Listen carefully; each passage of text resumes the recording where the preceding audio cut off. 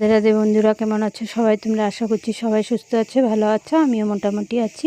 তো আজকে আবার একটা রেসিপির ভিডিও নিয়ে আমি আপনাদের সামনে এসে পড়লাম। তবে দেখেন এই রেসিপিটা বানানোর জন্য কি কি লাগছে।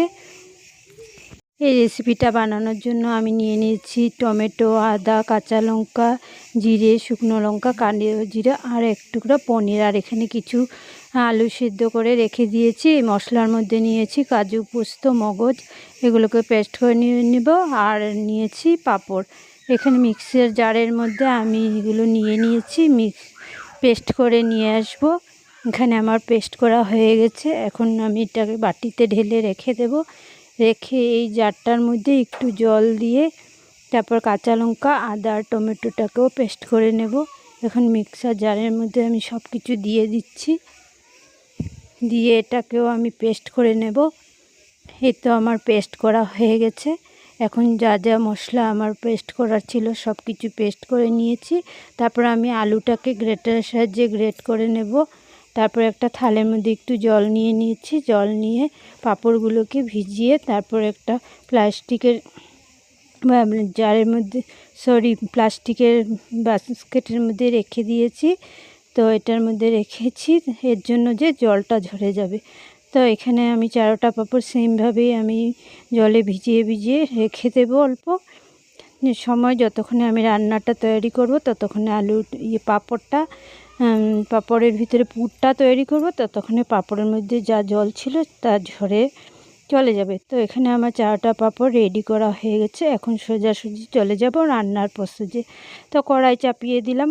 তো কড়াইয়ের মধ্যে দিয়ে দিচ্ছি তেল পরিমাণ মতন, দিয়ে আমি কালো জিরেটা দিয়ে দিয়েছি। দিয়ে এর মধ্যে সেদ্ধ আলু গ্রেট করে রাখা সেটা দিয়ে দিলাম। দিয়ে একটু নাড়িয়ে চাড়িয়ে তারপরে পনির গ্রেট করে রেখেছি, সেই গ্রেট করা পনিরটাকেও আমি দিয়ে দিয়েছি।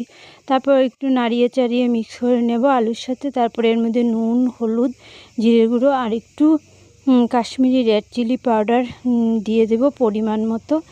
দিয়ে নাড়িয়ে চাড়িয়ে ভালো করে কষিয়ে নেব। যতক্ষণ না এটা ভালো করে কষানো হয় ততক্ষণ পর্যন্ত নাড়িয়ে দিয়ে চাড়িয়ে আমি পুরো পুরটারে ভালো করে রেডি করে নেব। এখানে এখন আর কড়াইয়ের মধ্যে লাগছে না পুরটা, তার মানে আমার এই পুরটা রেডি হয়ে গেছে। এখন একটা প্লেটের মধ্যে আমি নামিয়ে রেখে দেব ঠান্ডা হওয়ার জন্য। ঠান্ডা হওয়া পর্যন্ত অপেক্ষা করব। তারপর এখানে আমি পাঁপড় নিয়ে নিয়েছি, টেবিলের মধ্যেই রাখলাম, কারণ টেবিলটা আমি রান্নার আগে পরিষ্কার করে মুছে নিয়েছিলাম।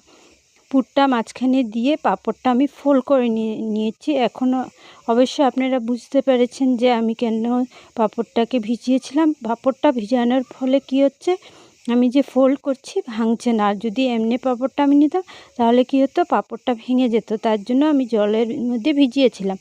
এখানে আমি এক হাতে মোবাইল এক হাতে কাজ করছি, তার জন্য একটু অসুবিধা হচ্ছে। আপনারা ফোল্ড করার সময় 2 হাত ইউজ করবেন, তাহলে ঠিক হবে। এখানে আমি পাঁপড়ের মধ্যে পুরগুলো সবগুলো ভরে রেডি করে রেখে দিয়েছি।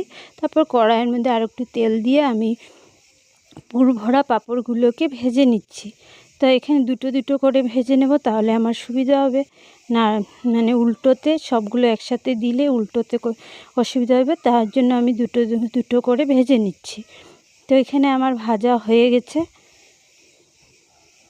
এখানে দেখেন আমি 4টা পাঁপড় পুর ভরা পাঁপড় ভেজে নিচ্ছি। আর একটু পুরটা আমি রেখে দিয়েছি তরকারিটার গ্রেভির জন্য। এখানে জিরা, শুকনো লঙ্কা পুরন দিয়ে দিচ্ছি।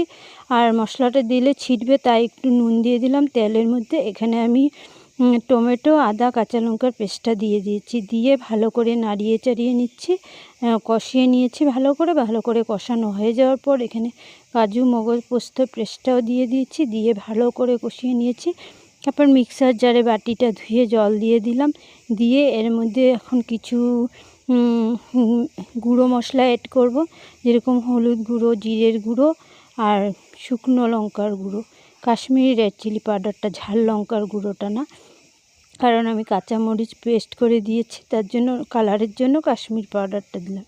তারপর নাড়িয়ে চাড়িয়ে ভালো করে কষিয়ে নেব যতক্ষণটা মশলার থেকে তেল বেরোয়। এখন আমার মশলাটা ভালো করে কষানো হয়ে গেছে। তো এর মধ্যে আমি আলুর পুরটা যে বেঁচেছিল সেই পুরটা আমি দিয়ে দিলাম। এটা গ্রেভি হওয়ার জন্য, কারণ একটু ঘন ঘন হবে এটা দিলে। এখন এটা ভালো করে কষিয়ে নিয়েছি মশলার সাথে। তারপর আমি পরিমাণ মতন আমার যতটুকু ঝোলের দরকার সেতটুকু আমি দিয়ে দিয়েছি। এটা গামাখা ঝোল করলেই বেশি ভালো লাগে, বেশি পাতলা ঝোল ভালো লাগে না। তো পরিমাণ মতন আমি জল দিয়ে দিয়েছি। এখন ঝোলে জাল ওঠা পর্যন্ত অপেক্ষা করব। এখানে আমি নুন ও চিনি দিয়ে দিয়েছি পরিমাণ মতন।